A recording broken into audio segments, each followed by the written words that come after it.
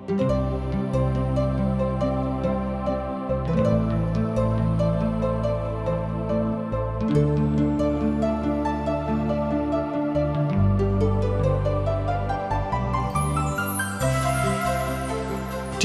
से प्रसारित जिंदगी की राह कार्यक्रम में आप सबका स्वागत बा। ई कार्यक्रम सबकरा खातिर बा जे कि तरह तरह की विपत, उलझन और अशांति में पड़ के सही रास्ता से भटक गए होखे और उनके पता ना होखे कि जिंदगी का सही रास्ता कौन है। तो दर्शक भाई बहन, बाइबल में जिंदगी का सही मार्ग बतावल गईल बा। कृपा करके देखी और सुनी कि परमेश्वर क्यों न तरह आप सबके अगुवाई करतने। हाँ तो प्रिय श्रोता, आज हम यूहन्ना रचित सुसमाचार के 21 अध्याय के 16 पद से लेके 21 पद तक पढ़े के तथा एकरा ऊपर विचार करे के। तो यह पद में का लिखल बा, ध्यान से हमरा संगे ये सब पद पर विचार करी। तो ये सब के जानकारी खातिर रउआ हमरा संगे अपन पवित्र शास्त्र बाइबल निकाल लिहनी। हाँ तो ओहमे देखी यूहन्ना रचित सुसमाचार 21 अध्याय 16 पद से लेके 25 पद तक एक खाली सरसरी निगाह से पढ़ ली हमरा संगे। श्रोता, हम पढ़ रहा बानी, रउआ सुनी ध्यान से। यीशु फिर दूसर का हाली उनका से कहलन, हे समौन यूहन्ना के बेटा, का तू हमरा से प्यार रखेला? वो उनका से कहलन, हाँ प्रभु, तू जाना ताड़ा कि हम तोहरा से कतना प्यार करीना। यीशु उनका से कहलन, हमरा भेड़न के रखवाली कर। 17 पद। यीशु तीसर का हाली उनका से कहलन, हे समौन यूहन्ना के बेटा, का तू हमरा से प्यार रखेला? पतरस दुखी भइलन कि ऊ तीसर का हाली पूछलन कि का तू हमरा से प्यार करेला? पतरस ई बात सुन के कहलन, हे प्रभु, तू तो सब कुछ जानताड़ा। तू तो जानताड़ा कि हम तोरा से प्यार करीना। प्रभु यीशु उनका से कहलन, हमरा भेड़न के चराव। हम तोहनी लोग से सच कहतानी कि जब तू जवान रहब तो अपन कमर बांध के जहाँ चाहब रहब, जहाँ चाहब फिरब। पर जब तू बूढ़ हो जाइब तो अपन हाथ लमहर करब और दोसर तोहार कमर बांध के जहाँ तू ना चाहब वहाँ तोहरा के ले जाइए लोग। वो यह बात से बता दिहलन कि पतरस कैसन मौत से परमेश्वर के महिमा करी है। और ई कह के उनका से कहलन, हमरा पीछे होला। पतरस फिर कि ओह चेला के पीछे आवत देखलन जिनका से यीशु प्यार रखत रहन। और जे खाना के समय यीशु के छाती के ओर झुक के पूछलन, हे प्रभु, तोहरा के पकड़वावे वाला के ह? उनका के देख के पतरस यीशु से कहलन, हे प्रभु, इनकर का हाल होई? यीशु उनका से कहलन, यदि हम चाही कि ऊ हमरा आवे तक ठहरल रहस त तोहार का काम? तू हमरा पीछे होला। ऐसे भाई सब में ई बात फैल गई कि ऊ चेला ना मरी है। तब यीशु उनका से ई ना कहलन कि ई ना मरी है, पर ई कि यदि हम चाही ई हमरा आवे तक ठहरल रहस त तोहरा ऐसे का काम?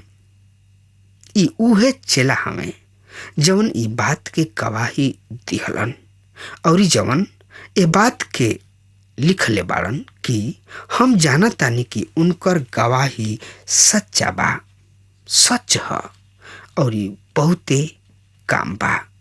जौन यीशु कहलन यदि वो एक एक कह के लिखल जाइत तो हम समझतानी कि इतना बड़ किताब हो जाइत कि दुनिया में किताब धरे के जगह ना रहित, ना ही मिलित।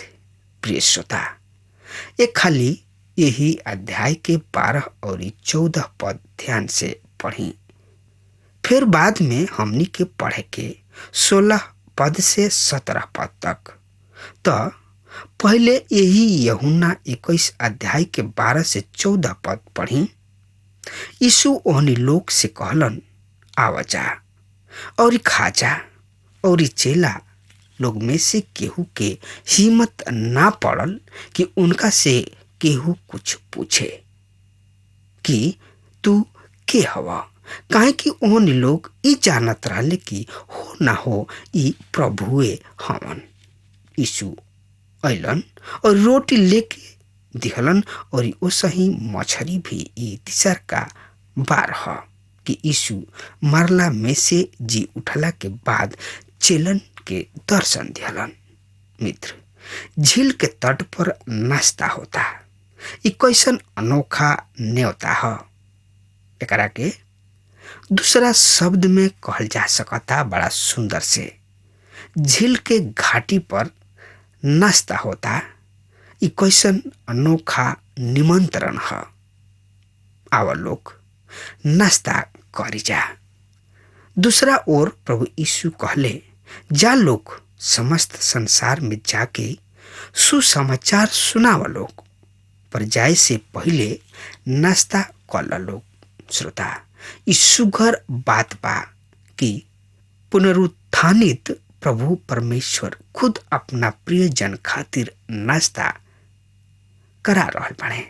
मित्र, वो आज भी अपना प्रिय जन के खातिर नाश्ता भोजन से लिप्त करे चाह रहल बाड़े। हमनी के केवल उनका नजदीक बैठे के जरूरी बा। दूसरा शब्द में एकरा के कहल जा सकता कि आज भी अपना प्रिय जन के खातिर नाश्ता भोजन करावे चाहेलन। हमनी के बस उनका नजदीक आवे के जरूरी बा। हाँ श्रोता, अब हम एगो खास बातचीत के बारे में पढ़े जा रहल बानी, जौन की यीशु और पतरस के बीच होता। तो कौन ऐसन बातचीत बा, एकरा बारे में पता लगावे खातिर वह हमरा संगे अपन पवित्र शास्त्र बाइबल निकाल लिहनी। हाँ, तो ओमे देखी यूहन्ना रचित सुसमाचार 21 अध्याय 15 पद से लेके 17 पद तक में एह तरी से बातचीत होता। सुनी ध्यान से। खैला के बाद यीशु समौन पतरस से कहलन, हे समौन यूहन्ना के बेटा, का तू ऐसे बढ़ के हमरा से प्यार रखेला? वो उनका से कहलन, हाँ प्रभु, का तू नइख जानत कि हम तोहरा से कतना प्यार करीना? यीशु उनका से कहलन, हमारा भेड़न के चरा। यीशु फिर पतरस से दूसर कहाली फिर कहलन, पतरस, का तू हमरा से प्यार रखेला? वो उनका से कहलन, हाँ प्रभु, तू तो जानत है कि हम तोहरा से कतना प्यार रखिना। प्रभु यीशु उनका से कहलन, हमरा भेड़न के रखवाली कर। 17 पद। यीशु तीसर का हाली उनका से कहलन, हे समौन यूहन्ना के बेटा, का तू हमरा से प्यार राखेला?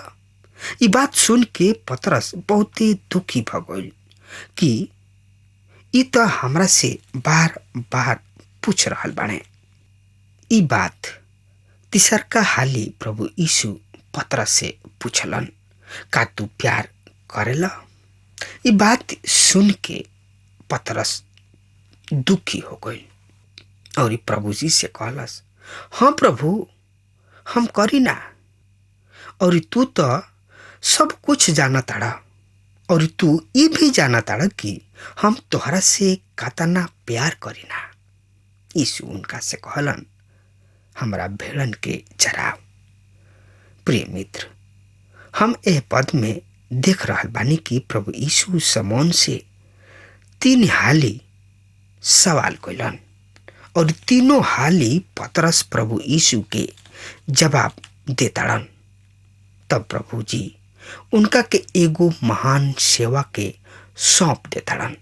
प्रभु जी एक ही सवाल के बार बार पूछ रहल बानन और अतना पूछलक के बाद पतरस खिसिया जाता। एक के दूसरा शब्द में कहल जा सकता कि बार बार एक ही सवाल के पूछला से पतरस दुखी भाव में प्रभु जी से कह रहल बाड़े, हाँ प्रभु, हम तोहरा से प्यार करीना। श्रोता, सवाल यहाँ ई बा, 3 हाली कहाँ हैं, यानी कि 3 हाली सवाल कहाँ हैं कइलन। बाइबल विद्वान एकर कारण ई बता रहल बाड़े कि पतरस प्रभु यीशु मसीह के 3 हाली पहचाने से इनकार कर दिहलस। प्रभु यीशु द्वारा 3 हाली एक ही बात के पूछला से पतरस के दुख भइल। तब पतरस कहले, प्रभु तू सब कुछ जानत हड़ा, अर्थात तू हमार अयोग्यता, कमजोरी, लाचारी के भी जानत हड़ा और तू इहो जानत हड़ा कि ये सब के होत भी हम तोहरा से कतना प्रीति राखतानी। श्रोता, पतरस अब अपना शरीर पर भरोसा रखे वाला आदमी ना रहन। वो अपना शरीर से धोखा खा चुकल रहन। वो अपना आप के जान गइल रहन कि हम कतना शरीर में कमजोर बानी। अब यदि वो प्रभु जी से कुछ कह सकताड़े तो ई कि हे प्रभु, तू जानताड़ कि हम तोहरा से कतना प्रीति राखिना। श्रोता, प्रभु यीशु पतरस के मृत्यु के घोषणा के बारे में जानकारी खातिर वह हमरा संगे यही यूहन्ना रचित सुसमाचार 21 अध्याय के 18 और 19 पद में यह तरी से लिखल बा, सुनी। हम तोहरा से सच कहतानी कि जब तू जवान रहब तो आपन कमर बांध के जहाँ चाहब वहाँ फिरब, जहाँ चाहब वहाँ चलब। पर जब तू बूढ़ हो जाइब तो आपन हाथ लंबा करब और दोसर तोहार कमर बांध के जहाँ तू ना चाहब वहाँ तोहरा के ले जाइए लोग। वो एह बात से बता दिहलन कि पतरस कैसन मौत से परमेश्वर के महिमा करी हैं और ई कह के उनका से कहलन, हमरा पीछे होला। प्रिय मित्र, इस शब्द के द्वारा प्रभु जी पतरस के बतावत आने कि उ शहीद हुई हैं।